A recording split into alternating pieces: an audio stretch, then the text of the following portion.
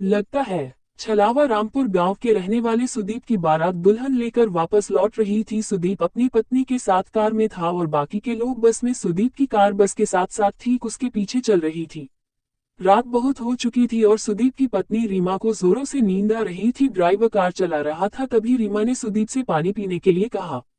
मुझे बहुत से और से प्यास लगी। पहुंची। अरे रीमा, पानी तो खत्म हो गया है, अब क्या करें? गांव पहुंचने में तो अभी काफी देर लगने वाली है, लेकिन इतनी देर प्यासी कैसे होंगे? आप लोग परेशान मत होइए, या आगे एक जगह पानी मिल जाएगा। कुछ दूर जाकर ड्राइवर ने कार को रोक दिया। सड़क के किनारे एक हैंडपंप बना हुआ था। सुदीप कार से पानी लेने के लिए उतरने लगा। रीमा ने उसे कहा कि वह भी कार में बैठे बैठे थक गई थी और 2 मिनट के लिए उतरना चाहती थी। आप दोनों की भी शादी हुई है, 8वें में लगी हुई है। ऐसे में आधी रात को सुनसान जगह रुकन सही नहीं है। पानी मेले लेकर आ जाऊं, लेकिन मुझे बाहर जाना था। शायद ड्राइवर भी सही कह रहे हैं बीमा, हमें बाहर नहीं जाना चाहिए। ड्राइवर बाहर उतर गया और रीमा कार की खिड़की से बाहर देखने लगी। कुछ देर में ड्राइवर पानी लेने गया और पानी लेकर वापस आ गया। उसने पानी की बोतल रीमा को दे दी। रीमा ने जल्दी से पानी पी लिया, लेकिन इस बीच में बारात की बस, जो अब तक आगे आगे चल रही थी, वो दूर निकल गई और रीमा, सुदीप और ड्राइवर उस सुनसान रास्ते पर अकेले रह गए। ये देख सुदीप ने ड्राइवर से कहा कि वह कार को थोड़ा तेज चलाएं ताकि बस के पास पहुंचा जा सके। ड्राइवर ने सुदीप की बात को मानते हुए कार को कुत्ते चलाना शुरू कर दिया, लेकिन काफी देर के बाद भी कार बस तक नहीं पहुंच पाई। नया एक गड्ढा हो गया, लेकिन अभी तक कहीं नजर नहीं आ रही है। इतनी दूर तो नहीं निकली थी, आखिर हो क्या रहा है? तभी रीमा की नजर सड़क के किनारे एक हैंडपंप पर पड़ी। उसने देखा कि यह वही हैंडपंप था जो कुछ देर पहले रास्ते में आया था और जहां से उन लोगों ने पानी लिया था, क्योंकि उस हैंडपंप का भी हैंडल टूटा हुआ था। ड्राइवर भैया, आप गलती से कार वहीं लेकर आ गए। आप, मुझे भी ऐसा ही लग रहा है, लेकिन ये सब हो क्या रहा है? खुद ही से फैंटम के पास कोई है, उससे पूछ लेते हैं। सुदीप, रीमा और ड्राइवर ने देखा कि एक बूढ़ा आदमी हैंडपंप से पानी भर रहा था। अब हमें से रामपुर जाने का रास्ता बता दे। राम बोर्ड 2 किलोमीटर पीछे छूट गया, तुम लोग वापस जाओ। ऐसा नहीं हो सकता, हम वहीं से आ रहा है, वहां रामपुर गांव नहीं है। भाग जाओ यहाँ से, यह रास्ता बहुत खतरनाक है।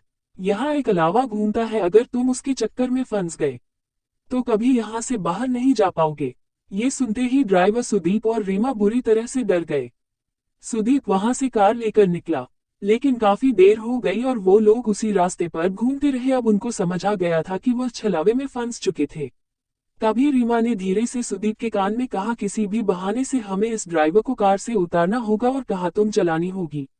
लेकिन ऐसा क्यों? क्योंकि यह जाए ही कार से बाहर उतरा था और उसी वक्त छलावे में इसे पकड़ लिया होगा। अगर हमने इसे यहीं छोड़ दिया तो हम बच सकते हैं। सुदीप रीमा की बात मान लेता है और ड्राइवर को कार रोकने के लिए कहता है। उसके बाद सुदीप खुद भी कार से उतर जाता है और ड्राइवर को बाहर आने के लिए कहता है। ड्राइवर बाहर निकलता है और सुदीप उसे धक्का देकर खुद गाड़ी में बैठ जाता है। सुदीप और रीमा वहां से भाग निकलते हैं। कुछ दूर जाने पर उन्हें अपनी बारात वाली बस नजर आती है। तुम ठीक कहती भीमा, रीमा, यहवे को हमारी बस नजर आ रही है। अच्छा हुआ उस ड्राइवर को वहीं फेंक दिया। तो कुछ ठीक कहते हो तुम, अब हमें ये कार छोड़कर सब लोगों के साथ बस में बैठ जाना चाहिए।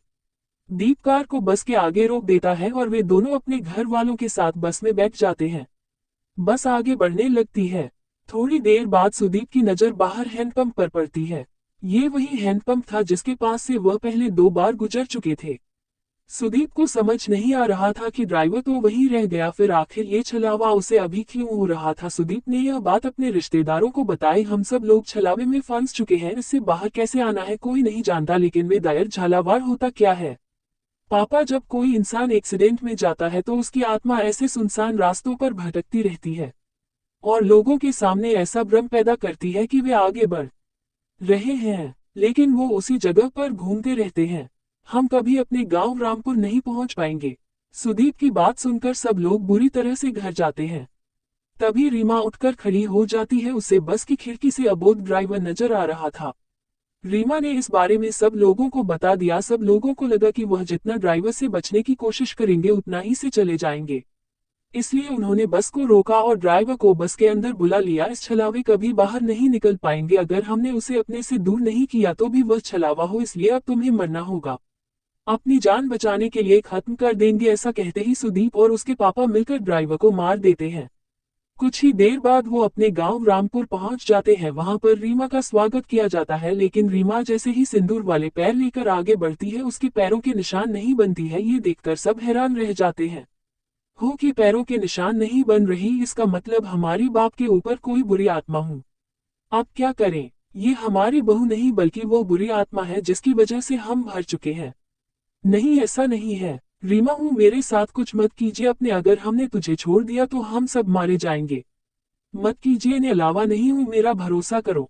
अभी आपका बेटा से अलावा है, या आपको जैसा दिखा रहा है ना कुछ वैसा ही नजर आ रहा है। लेकिन कोई भी रीमा की बात पर यकीन नहीं करता। वो लोग उसे मारते नहीं है लेकिन एक कमरे में कैद कर देते हैं। सुदीप के चाचा का बेटा राहुल ये सब कुछ चुपचाप देख रहा था। उसे लगा कि रीमा के ऊपर घर के सब लोग अत्याचार कर रहे हैं, इसलिए वो रात के वक्त उस कमरे में पहुंचा जहां रीमा को कैद किया गया था। तुम चिंता मत करो रीमा, मैं तुम्हें यहाँ से बाहर ले जाऊंगा।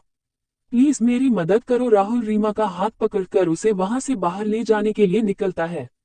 तभी वहां पर परिवार के बाकी लोग आ जाते हैं।